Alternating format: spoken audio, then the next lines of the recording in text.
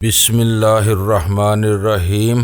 گمنام ہیرو کے معزز ناظرین السلام علیکم۔ آئیے چلتے ہیں کہانی کی طرف۔ سیٹلٹ ٹاؤن میں البرٹو بیلیسا کے خلاف ہونے والی خون ریز کارروائی اور پشاور روڈ پر واقع ٹمبر فیکٹری پر چھاپے کی خبروں کو غالباً اخبارات سے پوشیدہ رکھا گیا تھا، اور شہباز خان کے بارے میں نے اخباری نامہ نگاروں کو اتنی اخیر سے مطلع کیا تھا کہ اس کی تصویری خبر کا اسی صبح کے اخبار میں شائع ہونا ممکن نہیں تھا، وہ اگلے دن کے اخبارات ہی میں شائع ہو سکتی تھی۔ ہم دونوں کے لباس ایک مختصر سے دستی تھیلے کے علاوہ کوئی سامان نہیں تھا، اس لیے بس سے اترنے کے بعد ہم ایئرپورٹ کی عمارت میں رکے بغیر باہر نکلتے چلے گئے۔ وہاں اس پرواز سے آنے والوں کے استقبال کے منتظر لوگوں کے ہجوم میں چند پیشہ ور دلال پیش تھے۔ ان میں سے کئی تیز سرگوشیوں میں کار اور ٹیکسی کے الفاظ ادا کرتے ہوئے ہماری طرف لپکے، لیکن ان میں سے ایک توانا آدمی نے دوسروں کو پھٹکار کر بھگا دیا اور خود تیزی کے ساتھ آگے بڑھ کر ویرا کے ہاتھ سے دستی بیگ تقریباً چھین ہی لیا۔ میرے لیے وہ کوئی نیا تماشا نہیں تھا۔ ان دنوں کراچی کے ہوائی اڈے پر آنے والے ہر ملکی اور غیر ملکی مسافر کو ایسے ڈیٹ ایجنٹوں کا سامنا کرنا پڑتا تھا جو وہ لوگ باری کرائے اور بخشش کی امید میں غیر ملکیوں پر کچھ ضرورت سے زیادہ ہی مہربان ہوا کرتے تھے۔ غنیمت یہ تھا کہ ویرا سفید فام ہونے کے باوجود اس توانا شخص کی مداخلت کی وجہ سے متعدد افراد کی یلغار سے محفوظ رہی تھی۔ میں نے غزالہ کو اپنی پرواز کی تفصیلات سے آگاہ نہیں کیا تھا، اس لیے وہاں ہمارے لیے کوئی سواری موجود ہونے کا امکان نہیں تھا۔ ہمیں شرف آباد میں اپنے فلیٹ تک پہنچنے کے لیے بہرحال ٹیکسی لینی ہی تھی، اس لیے میں نے اس شخص کو آنکھیں دکھانے کی بجائے اسی سے مدد لینے کا فیصلہ کر لیا۔ شرف آباد کا نام اس کے لیے اجنبی ثابت ہوا، لیکن بہادر آباد کے ملحقہ علاقے کا حوالہ سنتے ہی اس نے 150 روپے کا کرایہ کا مطالبہ پیش کر دیا۔ واٹ 150؟ ویرا نے ملی جلی انگریزی اور اردو میں حیرت سے کہا۔ میٹر کے حساب سے وہاں کے مشکل سے 50 روپے بنیں گے، تم زیادہ سے زیادہ 60 لے سکتے ہو۔ میم صاحب یہاں میٹر نہیں چلتا، اس نے ویرا کے قریب ہو کر خوش آمدانہ انداز میں کہا۔ 20 روپے تو ٹریفک والے یہاں ٹیکسی کھڑی کرنے کا بتا لیتے ہیں، بس تم 140 دے دینا۔ وہ شاید ویرا کی زبان سے اردو سن کر حیران رہ گیا تھا، اس لیے اس نے کسی بحث کے بغیر فوراً ہی 10 روپے رعایت کا اعلان کر دیا، لیکن ویرا کے لیے وہ کمی اطمینان بخش نہیں تھی۔ ان دونوں کا مول تول کرنے کا انداز میرے لیے خاصی دلچسپی کا باعث تھا۔ میں خاموشی کے ساتھ الگ کھڑا وہ تماشا دیکھتا رہا اور آخر کار 100 روپے پر بات طے ہو گئی اور وہ ہمارے ساتھ سڑک عبور کرنے لگا۔ اس کی ٹیکسی سڑک کے پار ایک دور افتادہ درخت کے سائے میں کھڑی ہوئی تھی۔ ہم تینوں کو دیکھتے ہی ٹیکسی کا بارش ڈرائیور اپنی نشست سے نیچے اتر آیا۔ اس پر نگاہ پڑتے ہی میرے ذہن کو ایک خفیف سا جھٹکا لگا، لیکن میں نے اپنی اس غیر ارادی رد عمل پر کوئی دھیان نہیں دیا۔ کراچی کے سینکڑوں ٹیکسی ڈرائیور بارش اور پشتو بولنے والے علاقوں سے تعلق رکھتے تھے۔ ہم دونوں کو عزت و احترام کے ساتھ پچھلی نشست پر بٹھانے کے بعد ہمیں لانے والے نے ڈرائیور کے برابر والی سیٹ پر بیٹھنے کے لیے دروازہ کھولا تو میں چونک پڑا اور میں نے اسے فوراً ہی ٹوک دیا۔ اے تم کہاں بیٹھ رہے ہو؟ اس ٹیکسی میں ہمارے علاوہ اور کوئی نہیں جائے گا صاحب، ہم کو نرسری جانا ہے۔ اس نے گردن گھما کر اپنے مخصوص خوش آمدانہ لہجے میں کہا۔ تم ادھر اتار دو تو تمہاری مہربانی ہوگا، ہمارا پیسہ اور ٹائم بچ جائے گا۔ بیٹھ جاؤ۔ میرے بولنے سے پہلے ہی ویرا خان نے اسے اجازت مرحمت فرما دی اور وہیں ہمارے لیے ایک نئی مشکل کی بنیاد پڑ گئی جس سے ہم اس وقت تک بالکل بے خبر تھے۔ ایئرپورٹ سے اسٹار گیٹ کی طرف روانہ ہوتے ہوئے ٹیکسی کی رفتار خاصی سست تھی اور ڈرائیور بار بار عقب نما آئینے کا جائزہ لے رہا تھا۔ ان چھوٹی چھوٹی باتوں کی وجہ سے میں بے چینی سی محسوس کر رہا تھا، لیکن اس وقت تک اصل خطرے کا موہوم ترین امکان بھی میرے ذہن میں نہیں آ سکا تھا۔ مڈ وے ہوٹل سے پہلے ٹیکسی اچانک رکی تو میرے کان کھڑے ہوئے۔ اس وقت ہمارے پیچھے دور دور تک کوئی گاڑی نہیں تھی۔ شاید ڈرائیور نے دانستہ اپنی رفتار اتنی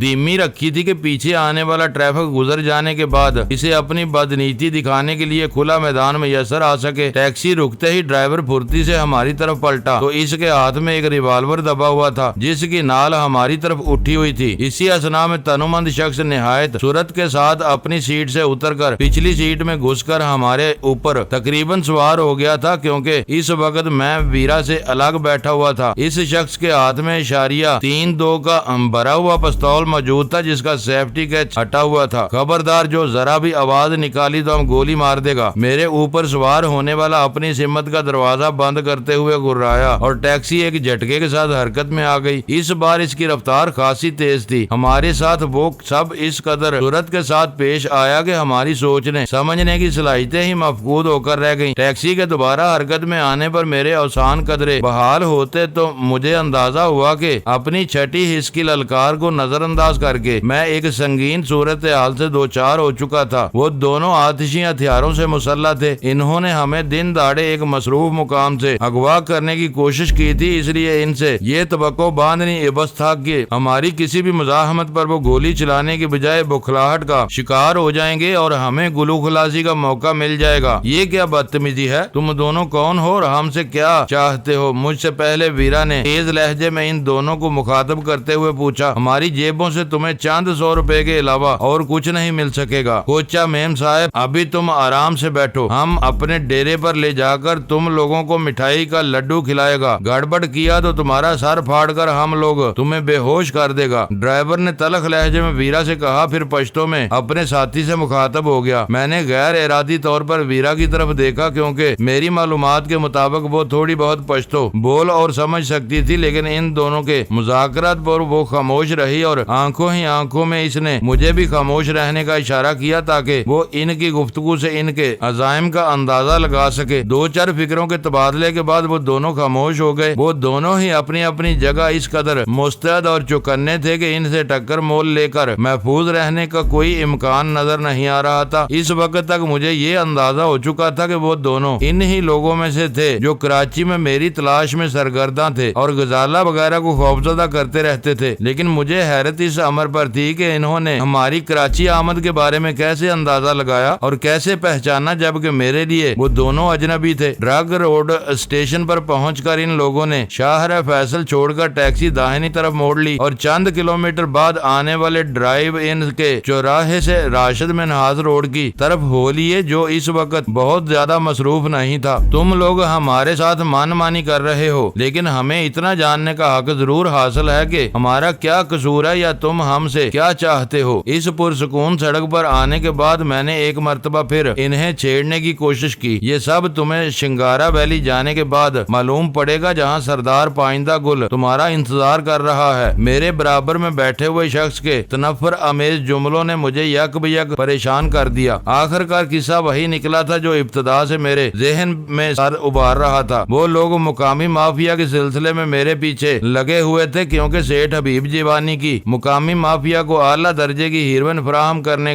والوں میں افغانی سردار پائندہ گل کا نام بہت نمایاں تھا۔ وہ پشاور سے شمال میں دیر سے ملحق شنگارا ویلی کے سنگلاخ اور دشوار گزار افغان پہاڑی علاقے میں بڑے پیمانے پر پوست کی کاشت کر کے ہیروئن تیار کرتا تھا۔ ان علاقوں میں سردار پائندہ گل کا نام قوت و جبروت کی ایک ممتاز ترین علامت کی حیثیت رکھتا تھا۔ اس کے بارے میں مشہور تھا کہ اس نے افغانستان میں محو سفر ایک روسی فوجی قافلے کی 10 گاڑیاں تباہ کر کے 92 روسی فوجیوں کو زندہ گرفتار کیا، پھر ان سب کو اپنے فائرنگ اسکواڈ سے چھلنی کرا کے انہیں اپنی زمین میں دفن کرا دیا اور ان قبروں پر افیم کی فصل کا اگا دی۔ اس کارنامے میں مومن خان افریدی نامی ایک اور افغان ملک یا اس کا شریک کار بتایا جاتا تھا۔ اس کارنامے میں مومن خان افریدی نامی ایک اور افغان ملک اس کا شریک کار بتایا جاتا تھا۔ میرے لیے وہ صورتحال بہت نازک اور روح فرسا تھی۔ ریڈ لائن کے دفاتر کی ہولناک تباہی رونما ہونے کے بعد ویرا نے خاص طور پر مجھ سے اس بارے میں استفسار کیا تھا، لیکن میں نے کبھی بھی اسے اپنے اور مافیا کے مراسم کی ہوا نہیں لگنے دی تھی۔ اب ان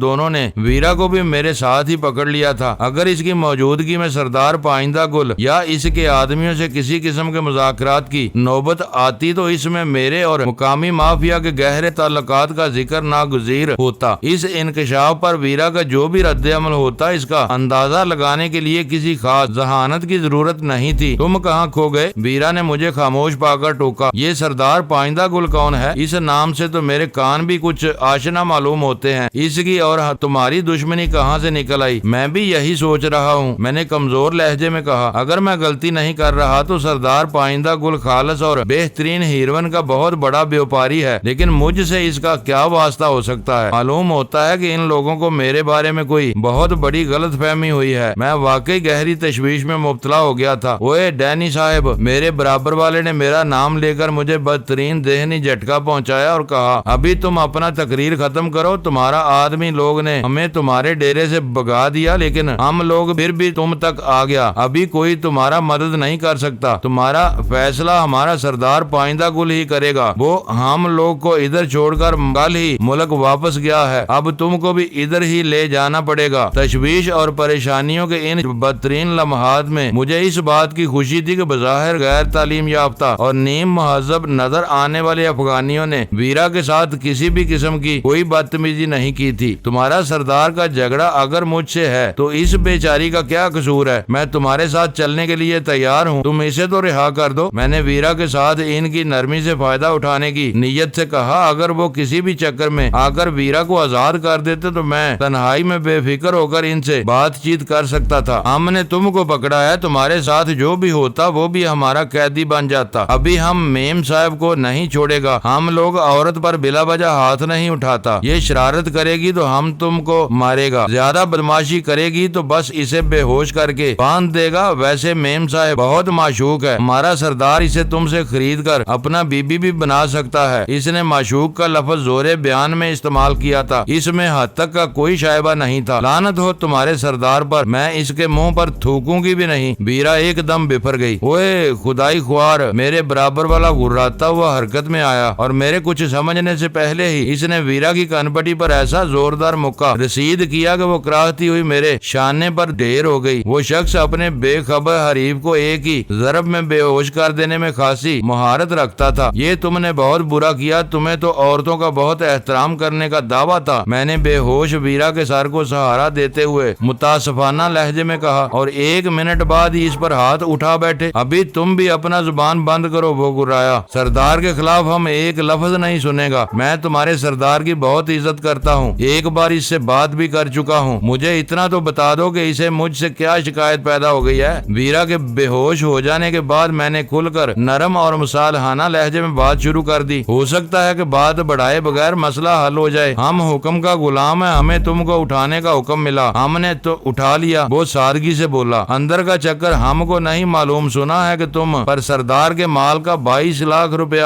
باقی ہے، ہم کچھ نہیں جانتا۔ 22 لاکھ روپیہ؟ میں نے حیرت سے دہرایا، میں نے تو کبھی سردار سے ایک پیسے کا لین دین بھی نہیں کیا، وہ تمہاری کمپنی کو مال دیتا تھا، کمپنی غرق ہو گیا، ابھی سردار اپنا پیسہ تم سے لے گا، ورنہ اس کا مال واپس کرو۔ وہ اپنی بے خبری ظاہر کرنے کے باوجود بہت باخبر تھا۔ چھوٹے گروہوں میں ہر شخص ہر بات سے باخبر ہوتا ہے، یہ اور بات ہے کہ نیچے والے مصلحتاً بے خبر بنے رہتے ہیں۔ بات رفتہ رفتہ میری سمجھ میں آنے لگی تھی۔ سردار پائندہ گل نے شاید مافیا کے حساب میں ٹریڈ لائن کو 22 لاکھ کی ہرون فراہم کی ہوئی تھی، جس کی رقم واجب الاعلاد تھی، اور اخبارات میں ٹریڈ لائن پر چھاپے اور گرفتاریوں کی خبریں شائع ہونے کے بعد سردار پائندہ گل کو اپنی خطیر رقم ڈوبتی ہوئی نظر آنے لگی تو وہ کراچی دوڑا چلا آیا۔ شاید اسے کسی طرح پتا چل گیا تھا کہ مافیا کے سرکردہ لوگوں میں سے صرف میں زندہ اور آزاد تھا، اس لیے اس نے اپنے آدمیوں کو میری تلاش میں لگا دیا تاکہ مجھ سے اپنی رقم کا مطالبہ کر سکے۔ یہ اتفاق تھا کہ میں انہی دنوں کراچی سے باہر تھا، اس لیے غزالہ اور سلطان شاہ کو خوف و ہراس کا سامنا کرنا پڑا۔ میں اصل پس منظر سے ناواقف تھا، اس لیے اول خان کے عملے کی مدد سے سردار پائندہ گل کے آدمیوں کو بگانے کا بندوبست کر لیا۔ وہ ان واقعات سے ایک ہی نتیجہ اخذ کر سکتا تھا، اور وہ یہ کہ مال یا رقم کے بارے میں میری نیت خراب ہو گئی۔ ٹریڈ لائن کی تباہی کی آڑ لے کر میں نے رپوشی اختیار کر لی تھی اور اپنے آدمیوں کے ذریعے سردار پائندہ گل کے ہرکاروں کو اپنے گھر سے دور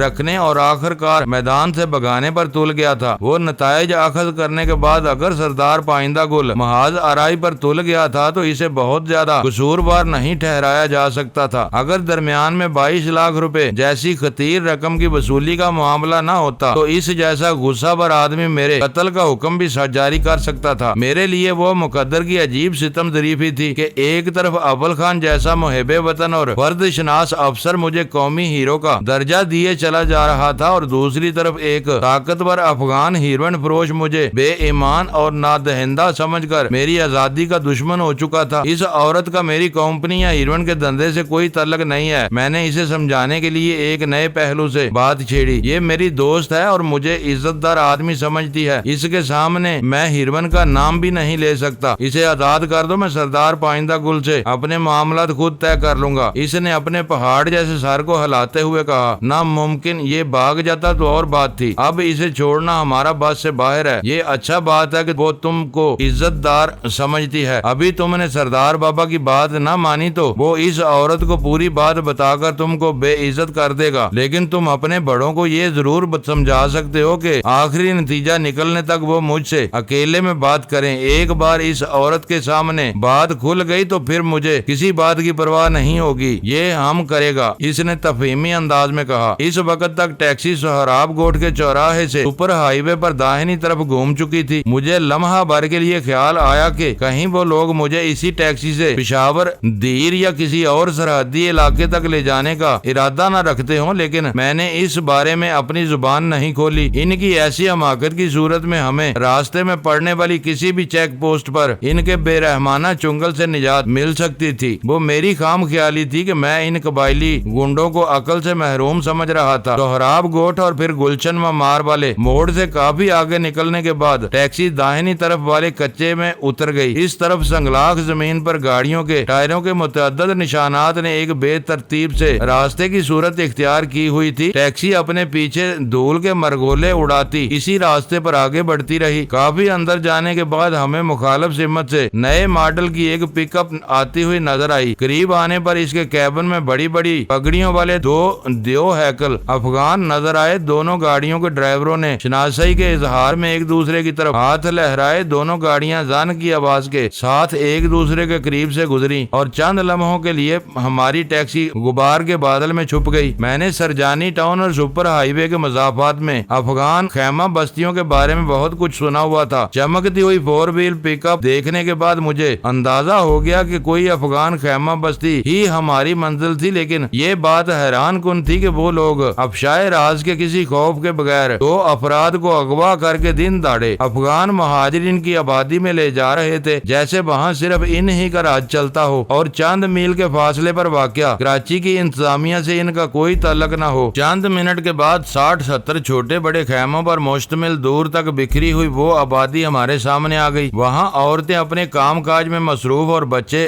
تپتی ہوئی دھوپ میں کچی زمین پر کھیلنے میں مصروف نظر آئے۔ ان ہی خیموں کے درمیان پرانے ماڈلوں کی کئی پک اپ بھی کھڑی نظر آئیں۔ خیموں اور وہاں بسنے والوں کی حالت زار سے ان کی بے سر و سامانی اور اسرت کے علاوہ ان کی سخت جانی کا بھی اظہار ہو رہا تھا، لیکن گاڑیوں کی موجودگی ان میں سے بعض کے متول کا اظہار کر رہی تھی۔ ہماری ٹیکسی بستی میں داخل ہونے کی بجائے ایک چکر کاٹ کر بستی کے عقب میں پہنچی، جہاں 40 فٹ کا ایک ٹریلر میں بند کنٹینر اور پانی کا ایک ٹینکر کھڑا نظر آیا۔ ان دونوں کے ساتھ انہیں کھینچنے والی گاڑیاں نہیں تھی، شاید آبادی کی ضروریات پوری کرنے کے لیے ان سے ذخائر کا کام لیا جاتا تھا۔ کنٹینر کے سائے میں ایک سرخ و سفید نوجوان بوسیدہ سی کرسی پر ایک رجسٹر لیے بیٹھا تھا، مگر رجسٹر کو بھول کر ٹیکسی کی طرف دیکھ رہا تھا۔ ٹیکسی اسی کے قریب جا رکی، وہ نوجوان اپنے لوگوں کو پہچان کر کرسی سے اٹھ کھڑا ہوا۔ ٹیکسی ڈرائیور نے نیچے اتر کر تپاک سے اس کے ساتھ ہاتھ ملایا، پھر ان دونوں نے پشتوں میں تیزی سے باتیں کرنی شروع کر دی۔ اس دوران میں نوجوان بار بار ٹیکسی کی طرف دیکھتا جا رہا تھا۔ میرے برابر والے نے مجھے اپنے ساتھ نیچے اترنے کا اشارہ کیا۔ جب اس نے بھی نوجوان سے ہاتھ ملایا تو میں نے محض اخلاقاً اس کی طرف ہاتھ بڑھایا، لیکن اس نے ترش روئی کے ساتھ مجھ سے ہاتھ ملانے سے انکار کر دیا۔ ہم لوگ اپنے قیدیوں اور دشمنوں سے ہاتھ نہیں ملاتے، یہ ہماری روایت ہے۔ اس کی اردو بہت صاف اور شائستہ تھی، اپنے طور طریقوں سے وہ تعلیم یافتہ معلوم ہو رہا تھا۔ مجھے وہیں چھوڑ کر ان تینوں نے ٹیکسی میں بے ہوش پڑی ہوئی ویرا کا جائزہ لیا اور ایک مرتبہ پھر آپس میں کسی بات پر بحث کرنے لگے۔ وہ نوجوان عمر میں ان سے کم ہونے کے باوجود ان پر حاوی نظر آ رہا تھا، جیسے وہ اسی کو جواب دے رہے ہوں۔ آخرکار ان کی بحث کا خاتمہ ہوا اور نوجوان میری طرف متوجہ ہو گیا۔ چند ثانیوں تک وہ نیم با آنکھوں سے میری طرف دیکھتا رہا، پھر خشک لہجے میں بولا، تمہارا نام ڈینی ہے؟ میں نے اس بات میں سر ہلا دیا۔ تم سردار بابا کا 22 لاکھ کا دعویٰ مانتے ہو؟ اس نے اسی لہجے میں اگلا سوال کیا۔ سردار پائندہ گل سے بات کیے بغیر میں اس بارے میں کچھ نہیں کہہ سکتا، ویسے وہ کہتا ہے تو سچ ہی کہتا ہوگا۔ میں اسے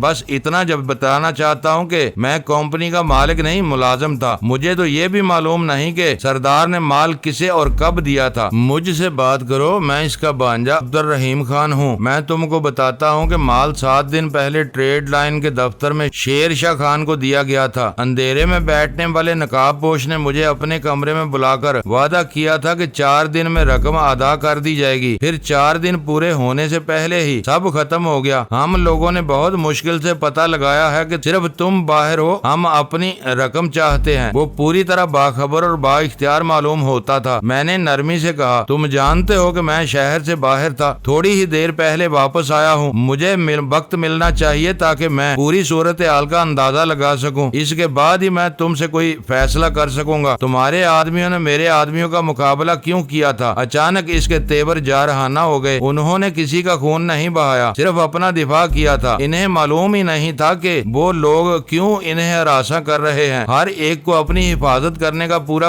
حق حاصل ہے۔ اگر وہ سردار پائندہ گل کے نام پر ان کے پاس گئے ہوتے اور ان کی بے عزتی کی جاتی تب تمہاری شکایت بجا تھی۔ کاروباری جھگڑے طاقت کے بل پر کبھی طے نہیں ہوتے۔ تم جانتے ہو کہ یہ کچا کاروبار ہے، مال پار نکل جائے تو سب کے وارے نیارے ہو جاتے ہیں اور کھیپ پکڑی جائے تو سب کچھ ختم ہو جاتا ہے۔ ایسے جھگڑے مل بیٹھ کر طے ہوتے ہیں۔ ہمیں لانے والے بہت غور سے اس گفتگو کا ایک ایک لفظ سن رہے تھے اور بالکل خاموش تھے، لیکن میری بات مکمل ہوتے ہی وہ دونوں بیک وقت بول پڑے۔ وہ پشتوں میں اس نوجوان کو کوئی بات سمجھانے کی کوشش کر رہے تھے۔ ان میں ایک مرتبہ پھر بحث شروع ہو چکی تھی۔ میں نے اپنی مضبوطی ظاہر کرنے کے لیے لا تعلقانہ انداز میں پیکٹ نکال کر سگریٹ سلگا لی، اور تم چاہتے ہو کہ اس عورت کو آزاد کر دیا جائے۔ کچھ دیر کی باہمی بحث و تمیز کے بعد وہ نوجوان ایک مرتبہ پھر مجھ سے مخاطب ہو گیا۔ اس عورت کی آزادی تو بہت ضروری ہے، کیونکہ اس کا ہمارے کاروبار سے دور کا بھی واسطہ نہیں ہے۔ اسے پتہ چل گیا کہ ہم ہیروئن کا لین دین کرتے ہیں تو یہ جھگڑا نمٹنے کے بعد بھی پولیس میں مخبری کر سکتی ہے۔ اسے الگ ہی رکھو تو بہتر ہوگا اس کے لیے۔ اس نے ہاتھ اٹھا کر میری قطع کلامی کرتے ہوئے کہا، پھر اسے اسی وقت واپس جانا چاہیے۔ ابھی وہ بے ہوش ہے اور اسے کچھ معلوم نہیں ہے کہ یہ اسے کہاں لایا گیا ہے۔ اس سے پہلے وہ ہوش میں آئے اسے شہر کے کسی حصے میں ڈلوا دینا چاہیے۔ اسے روانہ کرنے کے بعد ہم بات کرتے ہیں۔ وہ میری پہلی کامیابی تھی۔ میں ان لوگوں کی کھوپڑیوں پر جمی برف پگھلانے میں کامیاب ہو گیا تھا۔ نوجوان کے استفسار پر تنومند شخص نے اسے بتایا کہ اس کی لگائی ہوئی ضرب کے نتیجے میں ویرا مزید 1.5-2 گھنٹوں سے پہلے ہوش میں نہیں آ سکے گی۔ پھر بھی اس نے ویرا کی آنکھوں کے پپوٹے اٹھا کر چند ثانیوں تک جائزہ لیا اور پھر ویرا کو ڈرائیور کے ساتھ روانہ کر دیا۔ اس مرحلے پر میں سخت شش و پنج میں مبتلا ہو کر رہ گیا تھا، کیونکہ اپنے ساتھ موجود 2 چست و چالاک اور مسلح افغانوں کے مقابلے میں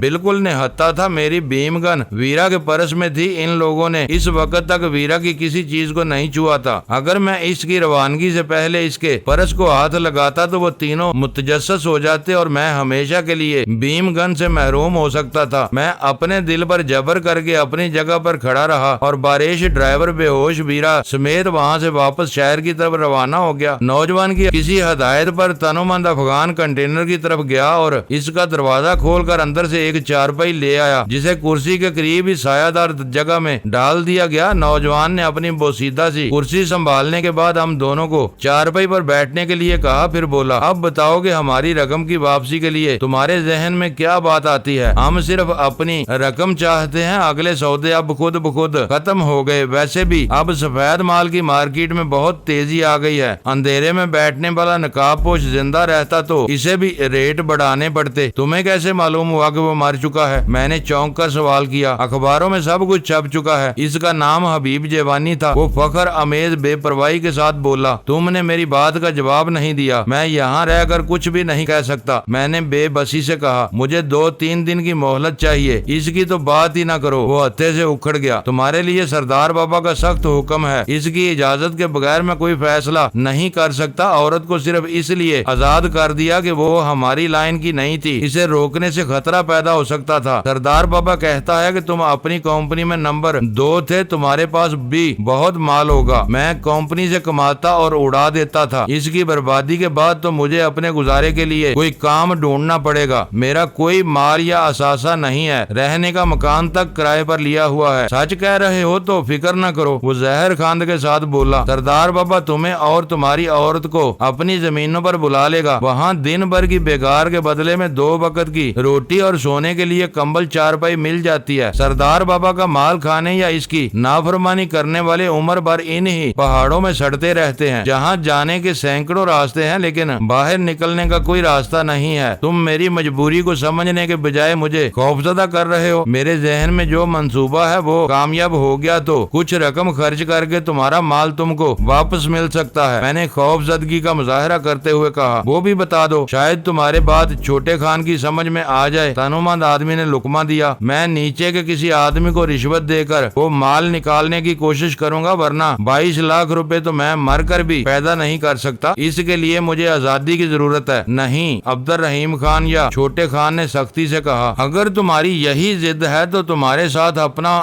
وقت برباد نہیں کر سکتا۔ تمہارے بارے میں آخری فیصلہ سردار پائندہ گل ہی کرے گا۔ یہ میری ضد نہیں، اس معاملے کو حل کرنے کا اکلوتا راستہ ہے۔ میں نے ایک ایک لفظ پر زور دے کر کہا، کچے سودے ادھار نہیں نقد پر کیے جاتے ہیں۔ تم نے کمپنی کی ساکھ دے کر ادھار سودا کیا تھا، اب کمپنی ڈوب گئی تو اس کی ساکھ اور تمہاری رقم بھی ڈوب گئی۔ میں مال واپس دلوانے کی ذمہ داری صرف اس لیے لے رہا ہوں کہ سردار پائندہ گل کا نام بہت بڑا ہے، میں اس کی بہت عزت کرتا ہوں۔ معزز ناظرین، لائک کریں، شیئر کریں اور کمنٹس باکس میں پاک آرمی زندہ باد، پاکستان پائندہ باد کا نعرہ ضرور درج کر کے اپنے ملک پر فخر کریں اور پاکستان کی بنیادیں مضبوط کرنے میں اپنا کردار ادا کریں۔ ویڈیو دیکھنے کا شکریہ۔ معزز ناظرین، اپنا خیال رکھیے گا اور ہمارے چینل کا بھی۔ ISI پاک آرمی زندہ باد، پاکستان پائندہ باد۔